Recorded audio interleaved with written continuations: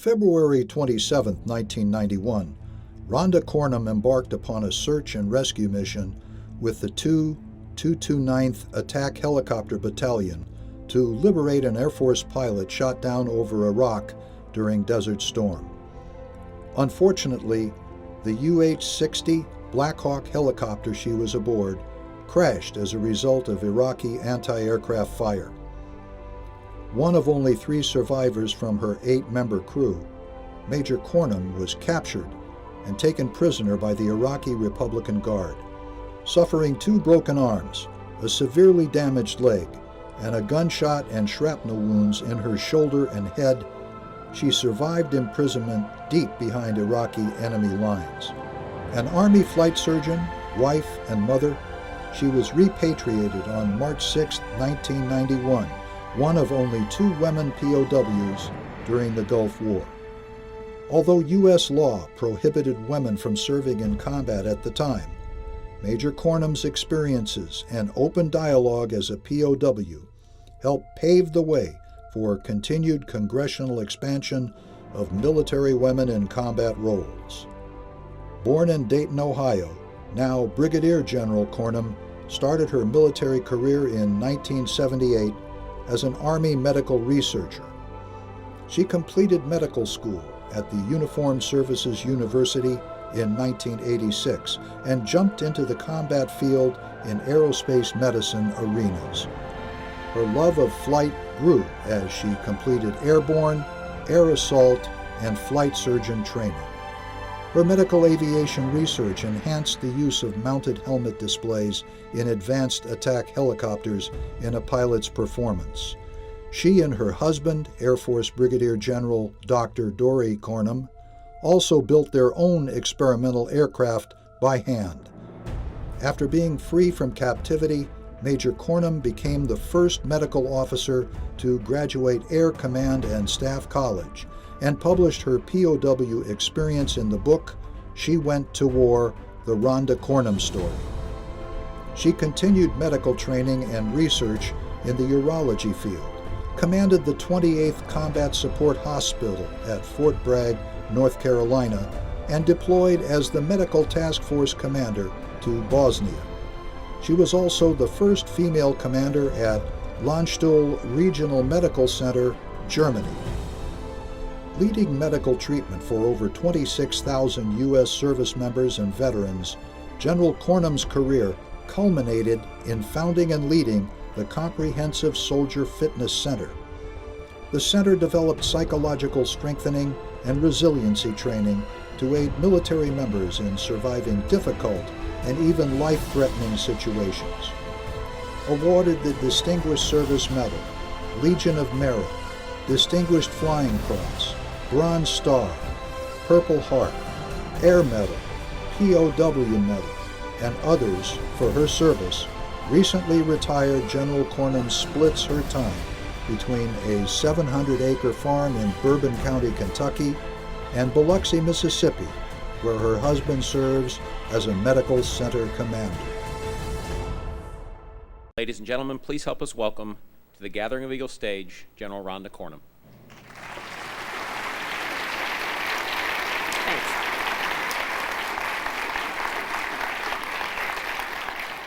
Well, here's an opportunity you need to learn to pre-op stuff. He doesn't work at Biloxi anymore.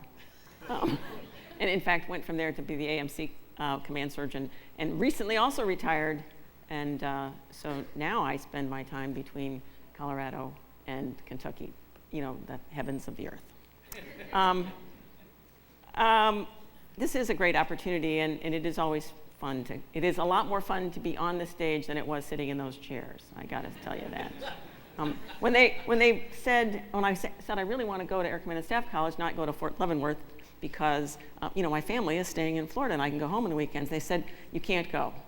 I said, well, why not? You know, you let other Army officers go. And they said, well, because you're a doctor. I said, well, that, you know, yes, I am. They said, well, you don't know enough Army. I couldn't believe they told me this. You know, I just got released. I had just gotten off crutches. You don't know enough about the Army to represent the Army at ACSC. And I said, I assure you, I know as much Army as any Air Force guy wants to know. So it worked out okay. This picture, so what I'm hoping, you just heard the God's eye view of Desert Storm and Desert Shield. Somebody who knew everything that was happening at every level, and I got to tell you, I was not that level. I was the Iron Major. So this is going to be a little more of the worm's eye view of going to war. And I'm glad he thinks everything got where it's supposed to go, and it all did get to some warehouse, at which point I would take a Humvee and go to the warehouse and look up and down the shelves, because if you ordered it, it never came. So that was the doctor's view of things anyway. Okay. So, but anyway, this picture, I am indefatigably optimistic.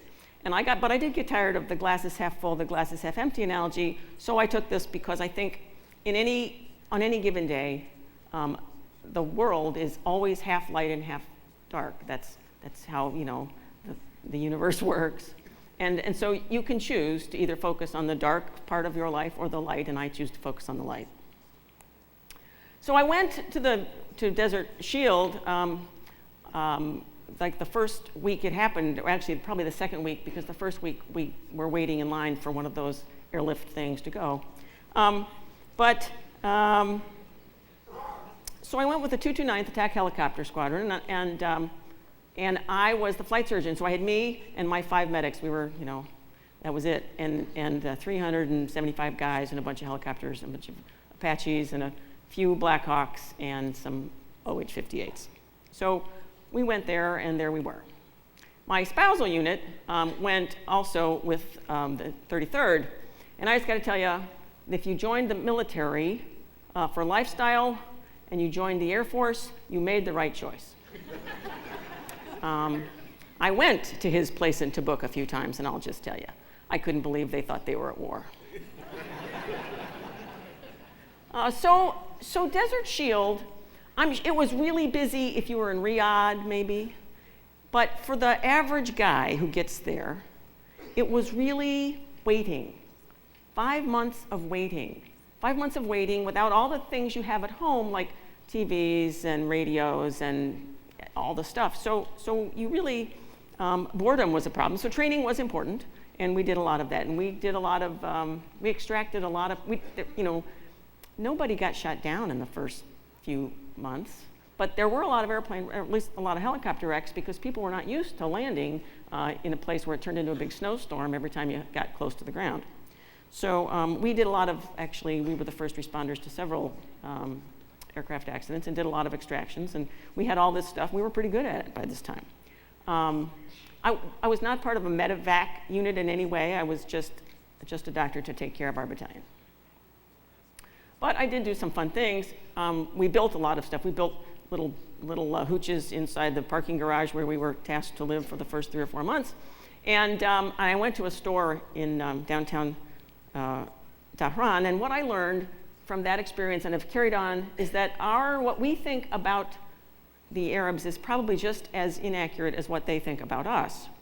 But this guy did, he's the owner of the store, and he did, I went in to buy a saw so we could, build our little beds and cabinets and whatever. And I was the first woman to ever walk in that store and buy a saw. So we became friends. He invited our whole battalion staff to dinner. I thought he didn't want me, so I was going to drop them off and pick them up later. I said, no, you come. Okay. So they're really not quite as prejudiced against women as we certainly thought in the 90s. And I've been back several times since then, and it's really, if our media is as inaccurate about everything else as they are about the Middle East, just turn your TV off.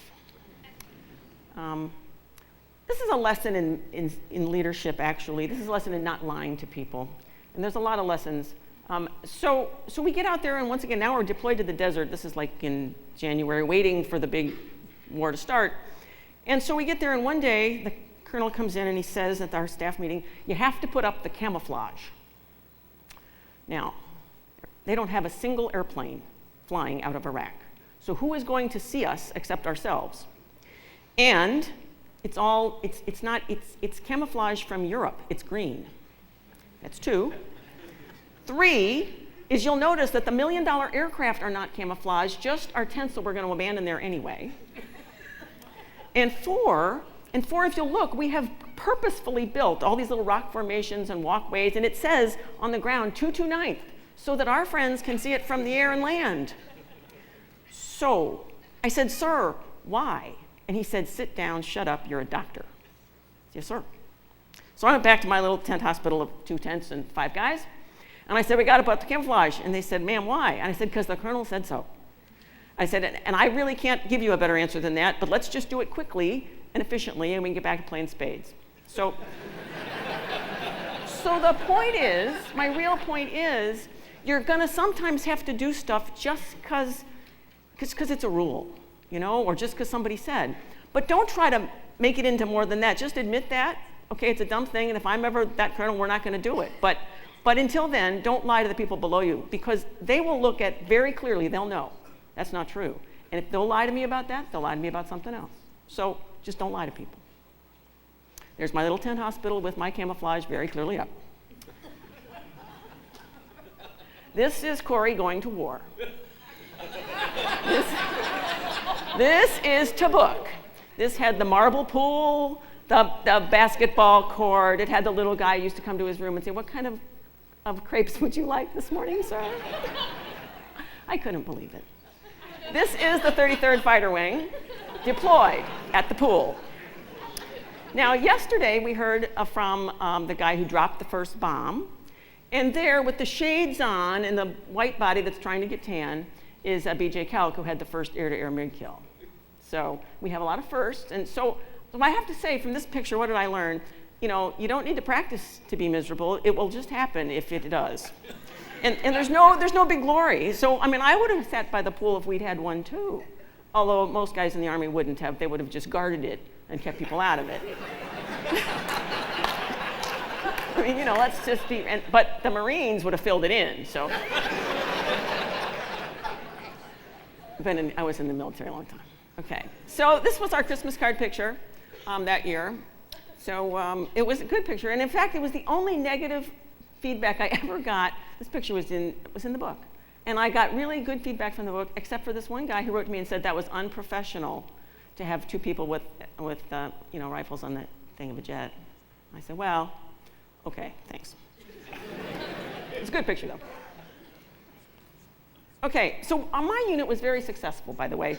I mean, we took pictures of all the stuff we were supposed to. We blew up all the stuff we were supposed to. We captured people when we weren't supposed to, but we didn't know what else to do with them. We couldn't leave them there. So just checking the time, since they don't have a clock on the back wall. So we were feeling really good about ourselves. I mean, we were feeling really successful. So we're up there, after we've hauled back the prisoners, we're collecting all the contraband. And there's a lot of museums now that have all the stuff we hauled back. I think it was a lot looser about hauling stuff back in the old days. We hauled back good stuff, more good stuff. That sort of thing is what shut us down.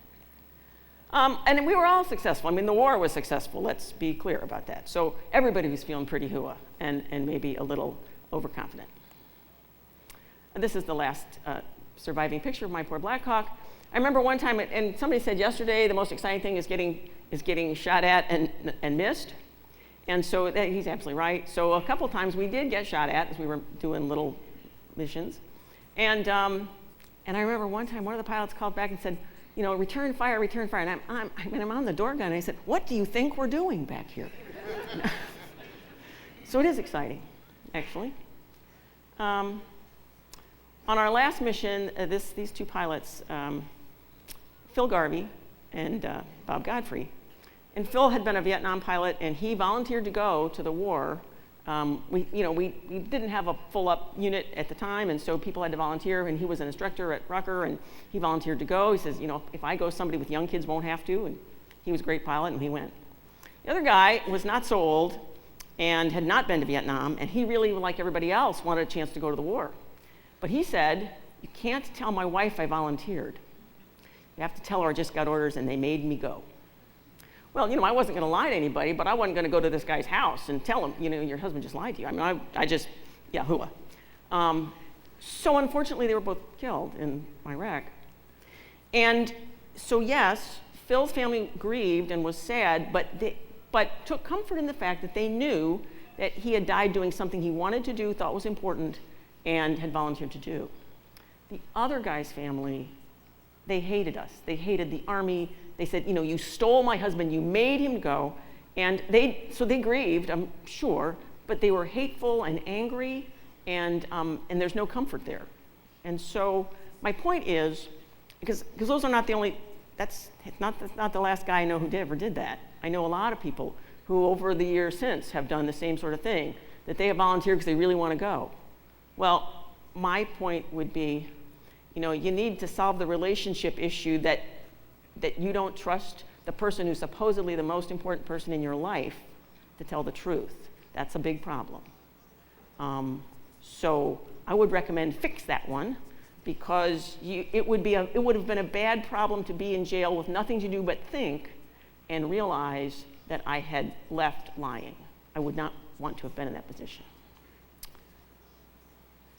Well, you saw some battle damage that was fixable yesterday. I got to tell you, when you blow the tail boom off your aircraft, it's not fixable.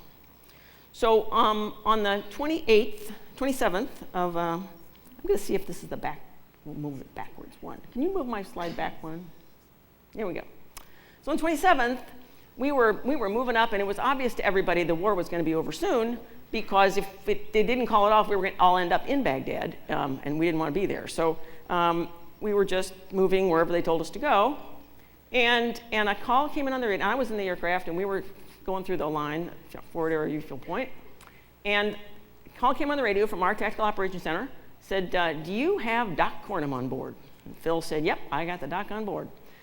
That can mean one of several things. It could mean somebody was hurt, we got to go do something, and it could mean somebody found pizza, So he said, do you have all her stuff? Because I had all the stuff for extractions and resuscitation, and I had everything. I was a mini little trauma center. So he said, yeah, we got all her stuff in the back. And they said, great, because an F-16 pilot has been shot down. He is on his emergency radio. He's got a broken leg. We know his coordinates, and we are the only helicopter unit anywhere near him. Will you guys go get him?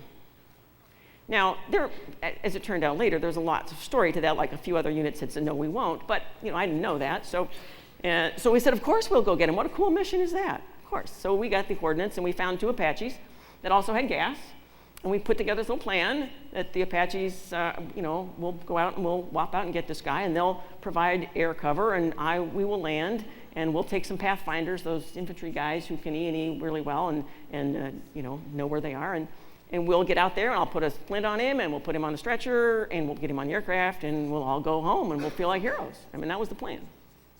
We started executing that plan. We whop out there, and didn't have any intel about where we were going other than the coordinates. It wasn't a place we had gone before. And you always hope those Air Force guys will eject someplace far away from whatever shot them. Hope, I learned, is not a method, however. So as we got closer, we got more little bitching Betty on the thing saying, radar's watching, radar's watching. We had a little electric lady, but that little electric lady been saying that for a week. So we didn't think too much about that. And we're going in very low and trying to sneak in, and all of a sudden, man, we were about, a kilometer from where we thought this guy was, and the ground just opened up and started firing everything they had at us. Because as it turned out, he had fallen right into the middle of the biggest ammunition supply point in southern Iraq. So it's pretty well defended, and it resulted in that. So as we're crashing, which you can tell you are crashing, when you lose control of your aircraft, I thought, I'm way lower than this room, so you don't have a lot of time to think. Those people that say their life goes in front of their eyes, they must start at 30,000 feet. Start at 15, there's not much time. So I remember thinking, as I'm crashing, I am going to die right here, which, that's not a great thought, but my next one was, but at least I'm dying doing something honorable. My grandfather had been a Marine in World War II, and he'd been a Kentucky backwoods guy, and he really felt honor was important. And so I had heard a long time, there's worse things than dying, Rhonda. There's living with dishonor. So, okay, at least I'm not dying doing something stupid. And so then, splat. Now, I don't know how long I was knocked out, and while I was on active duty, I never admitted it at all, because then I wouldn't have gotten back on flight status. But what I do know, it was light when we crashed, and it was really dark when I came to, so I'm guessing it was a couple hours. So I kind of wake up, and I have one of these out-of-body experiences. I'm looking down at myself. I'm laying there. There's a piece of wrecked helicopter on top of me, and I'm thinking, well, my last thought was, I'm dying. I said, okay, well, I'm dead. I don't know what I think dead's like, but I'm not sure this was it. And then, happily, I saw a flame. Now, I'm sure, in retrospect, I've been over there since, that it was one of those oil well things they light so that the excess stuff burns off. But I thought at the time, I didn't know what it was, but I said, well, I don't know if I'm dead or not. But if I'm not dead, I'm not just going to lie here and die in a post-crash fire. So I'm going to try moving, and if that works, that's good. And if it doesn't, I'm dead. So I did. I pushed myself out from under this piece of wreck, and I tried to stand up, and I couldn't stand up, and I tried to turn over. I couldn't even do that. So I didn't know what was wrong with me, but obviously something. And I tried again, and by this time, I must have convinced by moving that the bad guys I wasn't dead either, because by the time I tried the second time, there were 5 guys with guns pointed at my head. I'm not dead. So but I was obviously a prisoner. Now, being a prisoner is not any better. Well, it's better than being dead. It's not a great thought either, but it was better than being dead. So when I looked at my choices, being a POW was the only one I saw, and so that was okay. There I was. So this one guy reaches down and grabs me by my right arm and stands me up, which dislocated my already broken right arm, which was really gross, and it hurt a lot. And so I'm standing there, and they take off your helmet and your flak jacket, and they take your gun. And obviously you can't shoot. Even if you wanted to try to be a hero like the guy said yesterday I didn't try to do, you're not going to shoot the guys with 5 rifles with your 9mm. So, but when you can't get it out of your holster, you're really not going to do that. So I'm standing there, and I take sort of stock, and so there's this arm that goes to about here, goes down. I look over here, and I got this one doing the exact same thing. And then I've got my flight suit on, so I've got, I've got tight wrists because, of course, if there is a fire, you got your Nomex thing, you're being safe. And I thought, oh, this is going to be really gross, because I couldn't move my fingers, I couldn't feel anything, and I thought, there's probably severed in there when the thing fell on me, and the only reason they're still stuck in the sleeves is because the wrists are tight, and so they're going to take the Velcro off, my arms are going to fall out. Now, I have seen that. I did the trauma service in Washington, too, and I saw them bringing a guy on one stretcher and his legs on the other, and I said, ugh, I don't think I'm going to tolerate that well on myself. And pride is one of those things in the military we take seriously, and throwing up on the enemy just really didn't sound like it was going to get me any cool points. So I remember standing there, and they're yelling and doing whatever they're doing, took my camera, and they even stole my wedding ring off my neck. And then my fingers started moving, and I remember being so grateful. I thought, wow, if the fingers are moving after this many hours, then surely there's enough blood and enough nerves that they can eventually get fixed. So I was pretty happy about that. And, you got to be grateful for something, and that was what I could find at the time. So then they started the interrogation process, which I got to tell you, people, it is way better to be shot down on the last day of the war. Because, they knew they were losing. We had not called it off quite yet, but they knew they were losing. And so their incentive to get information from us was a lot less than it had been for poor Warrant Officer Hunter. So we got interrogated, and I just thought it was funny. We drug down into a bunker. It was probably the lieutenant, and he looks at me, and he says, "Who are you?" And first of all, my name's written on my shirt. I said, "I am Major Rhonda Cornum." And he said, "What are you doing here?" And I didn't really, I'm thinking of the code of conduct, and I'm thinking I'm not supposed to say anything except my name, my social security number. On the other hand, I do have a wrecked helicopter on this guy's bunker. I said, I had a helicopter wreck. I figured I was not giving away any state secrets, And I didn't tell him that, we were on a search and rescue mission. I was still hoping that the other guy had gotten away. But I was not going to deny that this thing was sitting in his, base camp either. So he made the intelligent move, take her someplace else. So the guys drugged me out and took me to the next bunker. And there's the captain who kind of says the same thing. "What unit are you with?" And I'm wearing my 2nd of the 229th Attack Helicopters. I got the Flying Tiger. I got my little Apache pin. I got all this stuff. I'm with the 229th.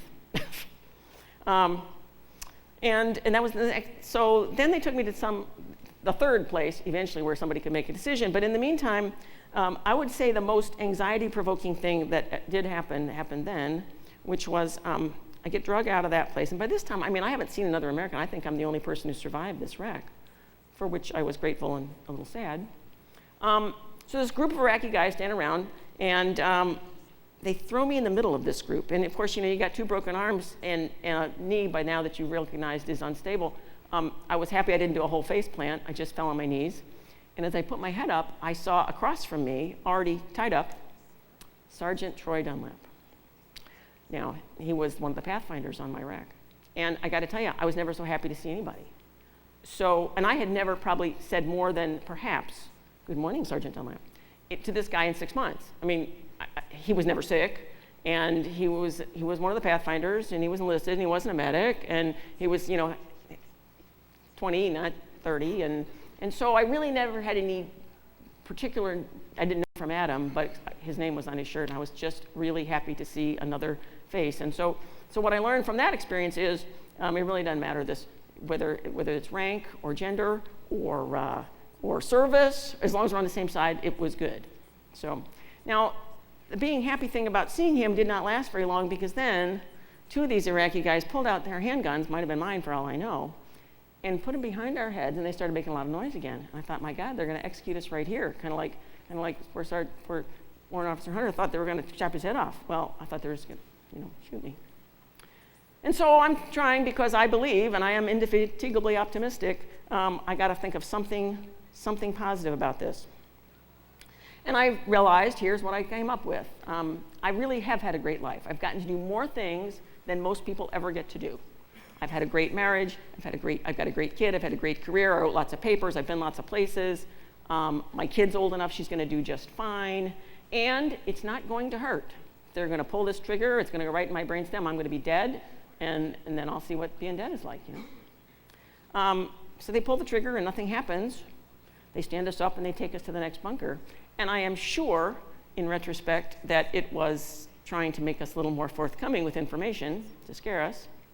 I suppose it's possible the guns just didn't work. I mean, I don't know, but I assume it was trying to get us to be more afraid. But it's only a mock execution if you live through it.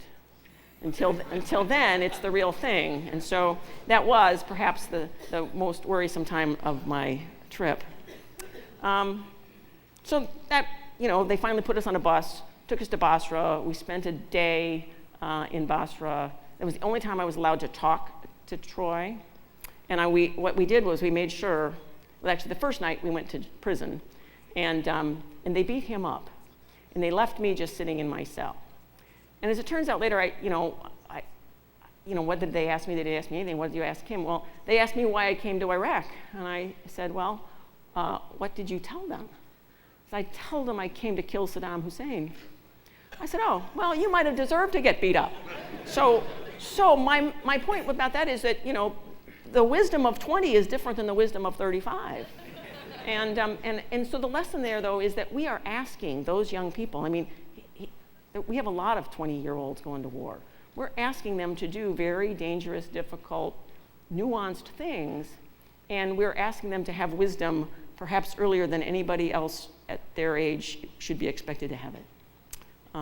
He didn't. He did a couple of things that, in retrospect, they're humorous, but they could have been disastrous. So anyway, but the next day they took us to some place in Basra, and I did get to talk to him, and that's when we had this. And we also made sure that if we were going to lie, we were going to lie about, we were going to have the same lie, so that they would not be able to use us against each other. And the truth is, he didn't know why we were there. He was the last guy on that aircraft. In fact, we were hovering away, and there were only 3 pathfinders, and he was standing at the side and looking with that look on his face like, those guys are going to go do something cool, and I never get to do anything cool. So the sergeant in charge said, Troy, come on. So he didn't have a helmet that had a radio, so he really didn't know what we were going to do. He just knew he was going to go help. So he could say, I don't know, with great aplomb. So we spent a day there, and then they loaded us up on another bus and took us to Baghdad. And you know that because you got a nose like mine. got a blindfold, you put your head back, you see Baghdad 300 kilometers, Baghdad 200 kilometers, going to Baghdad. As I got on the bus, though, I did see, I saw there was a foot in the aisle as I'm looking down. And I followed the foot because it's got a cast on it. I followed that foot, and there is Captain Bill Andrews, the guy we were supposed to get. And somebody had obviously put a cast on his leg because it was broken. And I said, we got the guy, you know.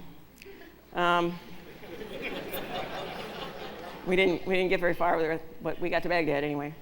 And in Baghdad, they took it to some other place, interrogated us again. By this time, the war is over, but of course, we don't know that. I mean, but as it was, it turned out it was.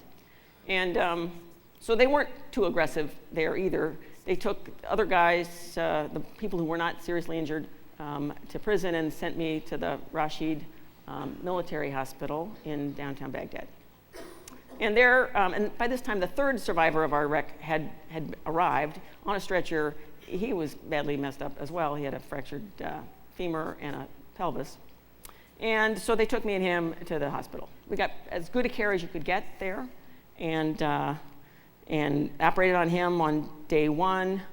Then the surgeon there asked if, he said, you know, I can fix your arms, but he said, I think you can wait, which I took to mean, you know, you're gonna go home. I said, I'll tell you what, you save your stuff for your people, I'll wait. But he did take these two broken arms that have been flopping around for 5 days, and he put casts on them, and they were arm-shaped again, so that was a good thing. And so I spent another, day or two there, and they loaded us up in another bus eventually, and took us to prison, where they put our yellow POW costumes on that everybody saw, and that's where Guy was, and that's where Griff was, and that was in the hotel. And we did have we had kind of an adult slumber party at the hotel. And in fact, the Red Cross was really nice. They said, we've got the generators running, we've got a private room for each of you. And we looked at these guys and said, no, we've had a private, quote unquote, private room now for between 1 and 6 weeks. So we did, we kind of all crawled in the bed together and told stories. And it was probably the most therapeutic thing that you could do, is to have an opportunity to share experiences with people who don't look at you like you've got 3 heads, who have a similar experience, but in a safe environment. So then the Swiss Air jet did come up and offloaded the first group of Iraqi prisoners. We took 80,000 of them, and they took 27 of us. I figured that was a pretty good deal. And they didn't look as happy getting off as we did getting on. And yes, as we were flying out of Baghdad, an F-15 and a Tornado came up to fly with us.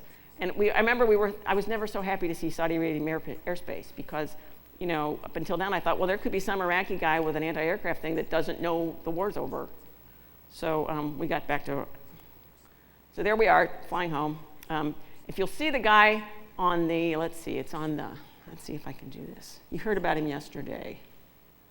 That face right there is Jeff Tice. So he wasn't talking smack right then. And we landed in Riyadh, and that would be General Schwarzkopf at the bottom of the stairs. And I am saying, sir, I usually salute 4-star generals, but I can't today. And I guess I was forgiven. And there's Bill Andrews, the guy we went to get, who is a great guy. And we're just, he's one of those people, I didn't know him from Adam. He was just some guy. They told us his name. They said, here he is, go get him. We tried. It's turned out, he had won the Air Force Cross for a previous mission, and trying to, salvage Army guys. So it seemed to me it was only fitting we went to try to go get him. And I do have to say about search and rescue, people can talk about the philosophy and the capabilities. So what do I think about it? I think that it's not just to go get the one guy who's out there. Because quite frankly, any military will live without a pilot. They have car wrecks, we live without them. But what the real value of it, besides going to get the guy, which is the right thing to do, is that there's thousands and thousands and thousands of other people doing really dangerous, really difficult things that require courage and require commitment. And we tell them all, and if you have a problem, we're going to come get you. Well, you have to mean it. And so, yeah, we didn't do it. We would have all felt better if we had just whopped out there, gotten this guy, and whopped back. But the point was, we told, it sent a message to everybody else. Yes, we really believe in this never leave a fallen comrade thing. So I think it was the right thing to do. A little more planning would have been a better thing to do. So we get to, like I said, the hospital ship, the Mercy. Corey got there. Now, Corey was bombarded by psychologists and psychiatrists who told him, you can't go see her, you can't do this, you can't do that. You can see her when she gets back to Washington, you know, I mean, that was just ridiculous. And I suppose all that worry might have been valuable if he'd been a typical spouse, you know, who had never, didn't know what we're doing, but he had hitchhiked out to our unit in Iraq a couple of weeks earlier. So it was great. General Horner, I believe, gave him a jet and said, I'll get you to Bahrain. I figure once there you can get on the boat. So sometimes you just got to, once again, it's that when you know the right thing to do, do it. Don't listen to all the naysayers who really don't know the right thing to do. They didn't know anything about repatriating people. They hadn't done it since Vietnam. So maybe if I'd been there for 7 years, it might be different, but I was there for 7 days. So there's Colonel Eberly. He looks a little better fed than he was described yesterday. And we got back, and it was all great. And there I am. There's Troy Dunlap behind me. I've carefully positioned myself between two big people so that since the arms are still in the cast, I didn't want to do a face plant coming off the thing. But they had done a great thing for me. They took one of my flight suits and took it down into Bahrain into a tailor where they put zippers from the wrist to the armpit to the waist so I could get it over my cast so I wouldn't have to get off in my PJs. So I didn't, once again, the pride thing, you know. There's Bob Sweet, looking really happy. He is really happy. And then eventually I did want to get arms fixed and whatnot, but we stopped at Fort Rucker to have a little parade and welcome home ceremony. It was quite moving. Unfortunately, not everybody got to celebrate. There were, I went to several funerals at Arlington and elsewhere. And so once again, you get to, was it worth it? I said, well, yeah.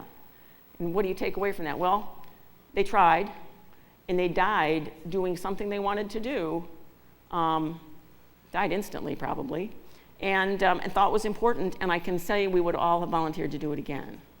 So when you look about, we're all gonna die. I don't wanna hurt anybody's feelings, but we are all gonna die. And most people don't get to die doing something they think is important. They die in kind of miserably. I'm a doctor, I can attest to that. So yes, it was sad, it was a short life, but they died doing something they thought was important. So that's POW 101. And so some of those things did color the rest of my career, I think. I didn't change what I thought. I was more firmly committed to what I thought, I suspect. But I will say that people asked when I got back, how are you changed? And for several years I said I'm not changed at all. And they kept asking. And I could tell they're asking, how am I damaged? By this time, the post-traumatic stress epidemic seems to have gotten full flourished. And they're asking, what's wrong with me? Have I had a bad dream? No, none of that, actually. So if you really want to know, so I did do a little more reflection. How am I different? I'm actually better.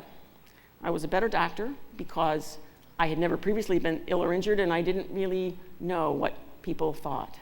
I was a much more empathetic about family members who have to either stay home when their loved ones are at war or stay home and hear about their loved ones missing or captured or whatever, because it is really way worse for them. They don't know.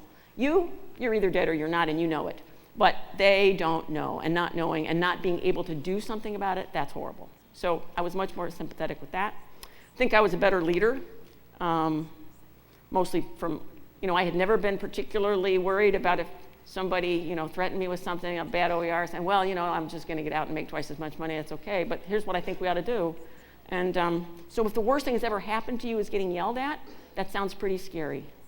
If that's not the worst thing that's ever happened to you, then everything else kind of falls into the not so important category. And so I think I'll stop there. We have 5 minutes for questions if anybody has any. If they don't, you can't leave early, so you better find some.